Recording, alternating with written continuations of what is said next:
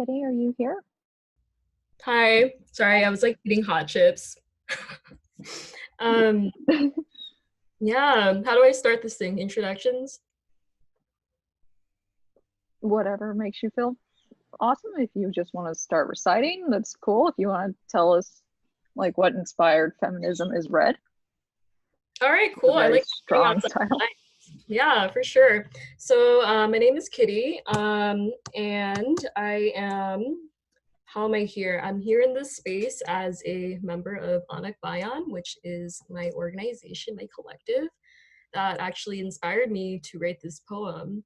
So yeah, I really want to give them a shout out because this wouldn't have happened for them because yeah, actually before I like jump into that, let me say what they are. So Anak Bayan translates in Filipino to Youth of the People, and we're a national democratic organization of youth and students, Filipino and non-Filipinos, fighting for true democracy and liberation in the Philippines.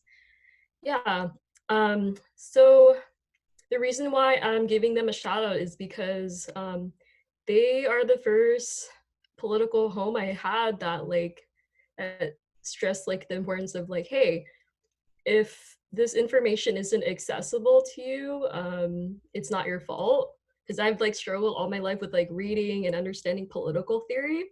So yeah, coming to this organization, I've been able to wrap my head around political theory, and they showed me how like everything is political, and yeah, politics matters. um, so yeah, by being able to understand like politics, I've been able to yeah, question the social systems we live in. I'm like reading notes just in case I like forgot stuff. I'm so nervous. um This is a but very yeah. non-judging space. Oh, okay, for sure. um Yeah, so I've been able to question the social systems we live in by thinking about how these things like impact me like on a personal level, and not even just like on a personal level, but taking it to a whole nother level and thinking about how it impacts like my community, and just literally thinking about these social issues radically and just like getting into like the root causes of why these social issues have manifested. Um, yeah, and just like rather than thinking about these problems individually and thinking about like, well, how else do these issues impact people in my community, like everyone else who's suffering under like this unjust system like capitalism. Like every single person is being exploited, we're all being robbed of our livelihoods, and like also just like to the point of like sometimes not even having humanity for one another. um but Yeah, so I'm still learning about feminism. Like, this is like really new to me. I've always been a slow learner all my life. So, thank you for inviting me. So like right now, what I understand feminism is, I guess in some would be, it would like take on the framework of feminists from like the global south. Um, and also always putting marginalized people who are marginalized by like our system at the forefront of every campaign or social movement you wage, because those people's voices are the most important. The working class are the most important as well. Indigenous people are really important. um yeah, I'm like looking to see if I missed anything. um but another thing is like, I used to think like as a kid like how like this world didn't really feel like it was for me. And I think just like encountering my collective, I've been able to really articulate this, after I've met like a comrade who said they shared similar feelings of like, yeah, it feels like this world isn't for me. And it makes sense because we live in a system that like makes it so, that makes it that way, that we like experience like injustices and inequalities.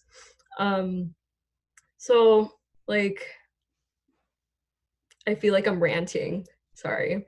Um, There is nothing wrong with ranting. for sure. You are at you are at a point where you are trying to get better. And there are lots of people in the world that don't have that foresight. So even if your learning is slow, you're still learning. And that's a wonderful thing. Oh, thanks. We're all learning. But yeah, just to like wrap this up to come full circle so it doesn't potentially turn into a rant because we have time. We can edit that if it bothers you. No, it's fine. But yeah, I just want to wrap it up and like get to the poem because yeah, I want to share the poem. Your poem's amazing. Thanks. But yeah, so in sum, with the help of my collective, the support and guidance of my comrades, they've helped me challenge the systems in place that have made me feel alienated by asking such questions. Yeah. So, okay, without further ado, let's get into the poem. So, feminism is red. To live feminisms means to challenge the confines of boxes and categories, cross bridges, bleed into borders, breach class lines, confront gender roles. It is to link with those who are more equal to ensure that together we are listening to those who are least supported. Feminism is to practice drawing your life into questions, gradually drawing them in ways that will lead to actionable plans. Further sharpening these questions with the toiling masses in mind to collate the needs and concerns they voice into the revolutionary attitudes. These questions will tear down ubiquitous ideological prisons within us. We will strive to endlessly liberate our minds. It is a never-ending fight because once the battle is won, we must work to abolish liberalism's ghosts. Practice makes practice. We must unite our imaginations with art, literature, literature, fashion, cultural lexicons, zines, memes, and non-hierarchical regimes as one component part of the revolutionary machine. It will serve to unite and educate the people, to attack and obliterate the enemy with his ghosts. Together, this will help us fight the enemy with one heart and one mind. Together, we will manifest our vision into existence. To be a true feminist, one must always put Black trans women, Black women, Indigenous women, women of color, and all oppressed people at the forefront of the revolution. It is the most oppressed masses that will lead us to victory. Our liberation is bound to you, me, and them. No one is truly free until we all are. Thanks for listening. Any questions? So why is feminism red? So why is feminism red?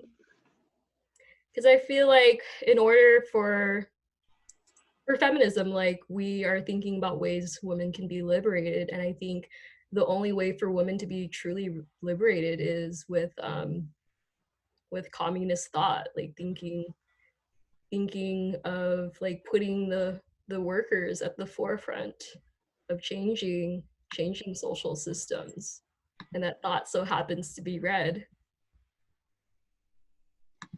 That part of the poem, to me, I looked at it as, because I'm Indigenous, Native American, and we wear red because the spirits can only see in red. So that's why we wear red when we march, and we create, we put the red handprints in our mouths, and we put red sand in the cracks to symbolize that no more women fall through the cracks of society. So that's what red meant to me when I read that in the poem. So it was interesting hearing your perspective as well. So thank you. What was your name? Who had said that? Tashina. Sheena. Thank you so much. Tashina. Yeah. Tashina. Thank you. Wow, that's really beautiful. I like when things like that come full circle, like the symbols. That's really powerful. Because Indigenous people are important to the movement.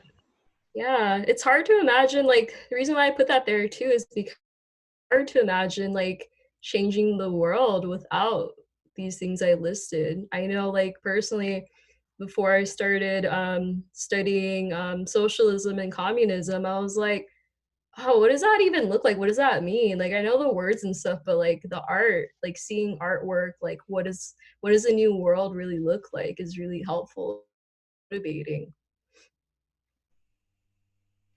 Seems that people are a little shy now because we actually have a few comments in the chat for you, Kitti. Oh, hey. Henrik and Shuri are sending you snaps. Oh, thanks. Jonathan, Thanks. Yeah, I just wanted to say thank you for sharing. One of the collectives that I was a part of at San Francisco State was the League of Filipino Students.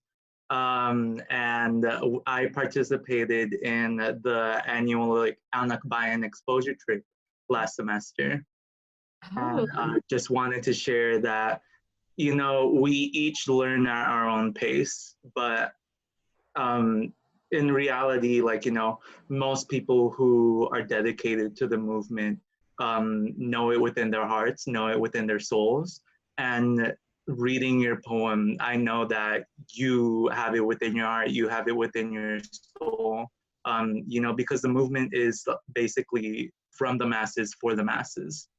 And that's exactly what I got through your words. So just wanted to say thank you. Jonathan, you're gonna make me cry. Thank you. Nothing wrong with crying. You're right, there isn't. It'd just be hard to speak.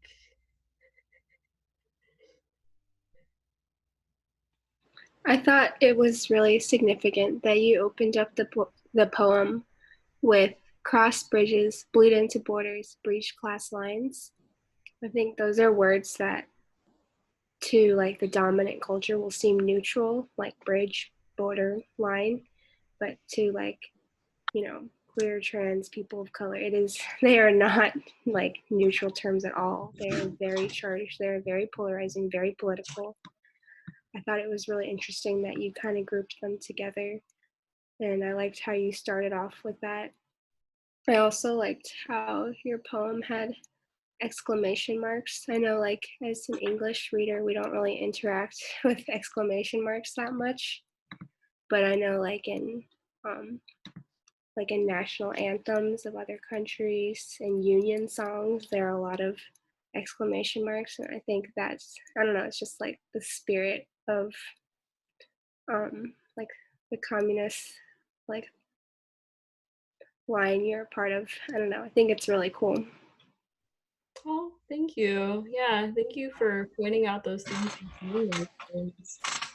Yeah, so I didn't even realize, to be honest, I did those exclamation marks. I don't know. Yeah, I forgot. I wanted to respond to what you said about the first line with the bridges and the borders. I thought it would come to me, but it's not. I'm so sorry. But thanks, Catherine. Hey, Kitti, this is Leda. My camera's not working, but I just hearing you talk and hearing you read that, I have a lump in my throat. I put billboards up around LA that said, "None of us are well until we're all well," last year. And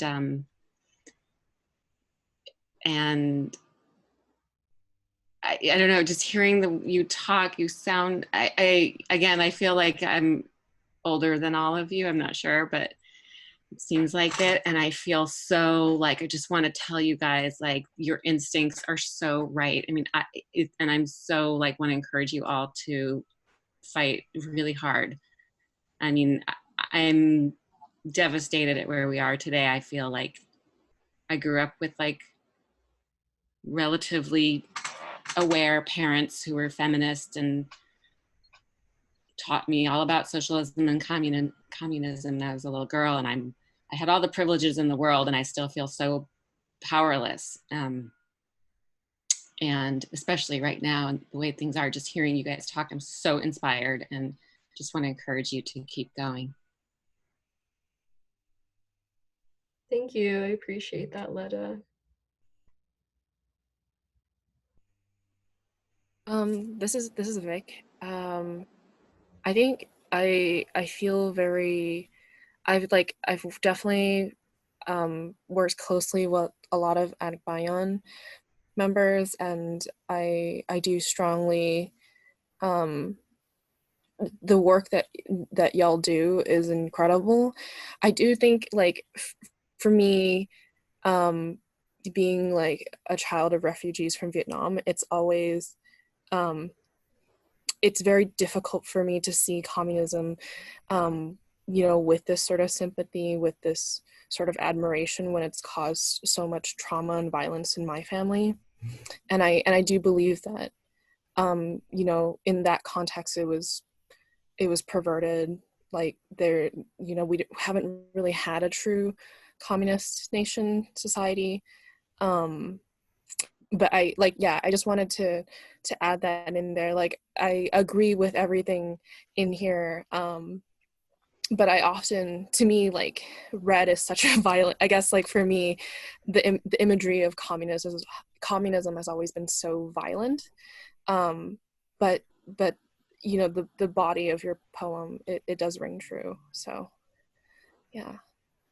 No, I really appreciate you bringing that up, Vic. And for context, also, yeah, I'm also a child of like a refugee parent. We came from Laos for similar reasons as well.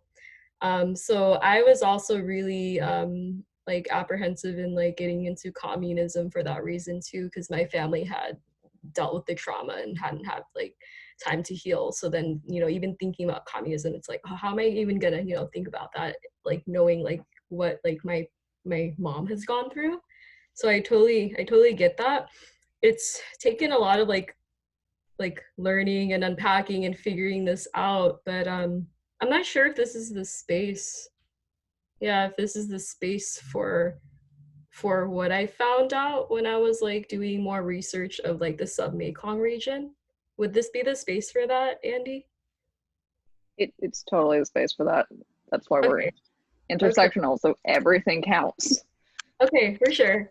So like in my like research, because I was like, yeah, what happened in like Laos? Like communism, like in everywhere else, like how come it worked out? But then in like Laos and Vietnam, like what was wrong? Why was it violent? And I found that it was actually, things were going well until like somebody would come in and actually hijack like the movement. And it would usually be someone who had a lot of money or was like well off or affluent. Which goes back to like in my poem that I like emphasize how important it is for like the people who are the most oppressed and like the working class to be leading the revolution, and like not these like rich and affluent people, because they don't understand, like they don't understand the struggle, and like these other people who are coming in, they're just assuming like what these people need, sort of like the savior complex. And then like later on, it just like these people who come in just like take advantage of like the momentum of the movement, and then before you know, it's just like, oh, there's just like this group of people who are suddenly like making all these executive decisions. And it's just like that at that point, then that's when it's not communism anymore. They're just using communism as like a facade or like a disguise, like they're just tainting the name. And yeah, it's the thing that makes me really angry, because I was like, wow, like these people just came in and swooped this people's movement, and it's supposed to be like for us, for the people, the farmers, the peasants, the people like doing all the backbreaking work in the fields in Vietnam and Laos and the Philippines. Yeah, I don't know if that like, yeah, if that answers like I was answering a question, but I think I was just like explaining like, yeah, my experience with like communism as like also a kid of like a refugee parent. Yeah, that's all. Thank you so much, Kitti. It's Leda again. I don't know why my camera's not working, but I just wanted to add to that in addition to, you know, needing to keep the power in the hands of the most marginalized, I read this amazing article, I don't know if you guys ever saw it, that says power causes brain damage. And it was in the Atlantic a few years ago. And they did a bunch of studies on people's brains as they gained power, and they became less empathetic the more power they got. So when we do win, when the movement wins, we need to remember that. And as we gain power, we need to have like somebody on our side saying, hey, don't forget, you're getting powerful, so you might forget how to empathize. Just as a, Thanks, Leda. Yeah, and that's another thing like I learned from Anak Bayan, which is why they emphasize like why it's so important to place like democracy above all, to like get like a unity from like all the people before moving forward with a decision. Otherwise, that's like how it happens. Like power is just like monopolized by like one person or like one group of people. Hi. I don't know if there's, I'm just going to talk, I guess. I don't know if there's more time.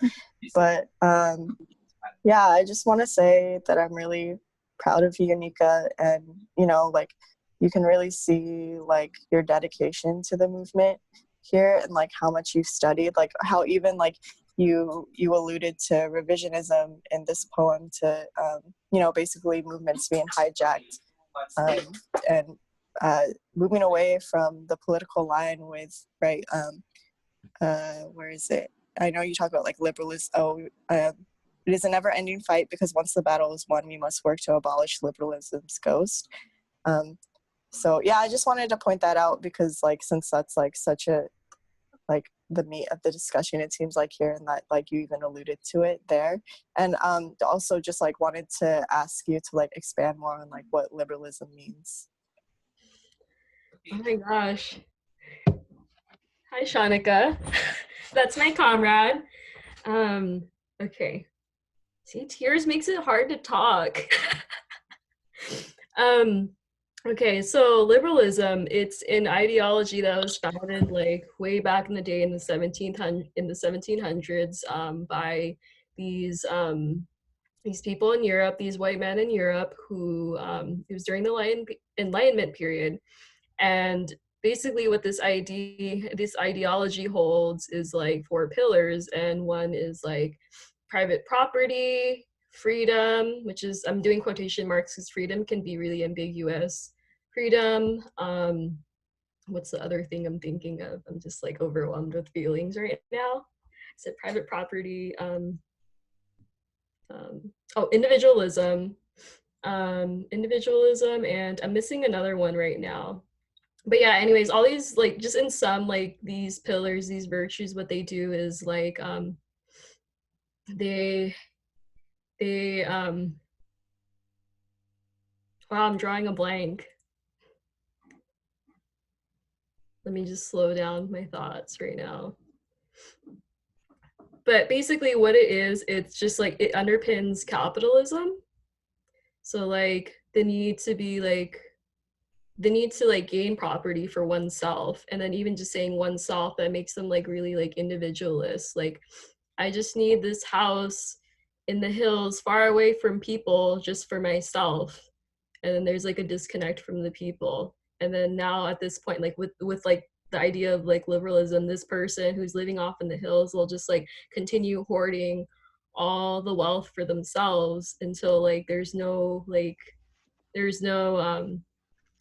capital or like product or goods or services like left for, just product or wealth like left for like the rest of the people. So then an example would be like, oh, like Jeff Bezos sitting on his mansion wherever that is because he's hoarded all the wealth, and just like bring it back to those ideas. Does that make sense what I said?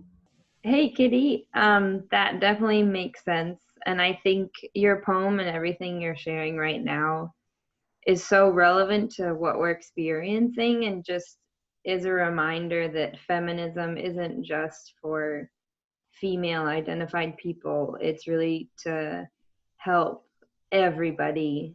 I know you were just talking about liberalism as a concept that underpins everything, but the word liberate, I mean, like it really helps liberate everybody. So I really appreciate you sharing this poem and sharing everything you just shared about communism. That's been opening my mind, and I don't know, I feel overwhelmed and like I'm gonna cry too. So I'm just really happy to be in this space and hearing all of your stories and ideas. So thank you. Oh, thanks, Tracy. I appreciate the feedback. One more thing to share. I'm not sure if you've done this educational development yet with Anakba in San Diego, but I remember leading up to the trip to the Philippines, having to do the 5 golden rays, and how that has been a pillar in my life ever since then, and how that is also like very, very important to like lead to like these perversions of what people think that communism or socialism are, because the five golden rays are basically like the concept of criticisms and self-criticisms. And you know, it's something that's very grounding. Yeah, in case anyone has any other like questions regarding that subject. But thank you once again for sharing. Yeah, for sure, Jonathan. It's like my favorite book for someone who like struggles with reading, like, wow, it's so thin. So this is actually online. You could just Google it and it's right up there, and it's like really easy to like read, like the way they post it. Like you'll see, oh, what is liberalism? They'll put it line by line, and then like how do we combat it? So highly recommend it. All right. Thank you so much, everybody.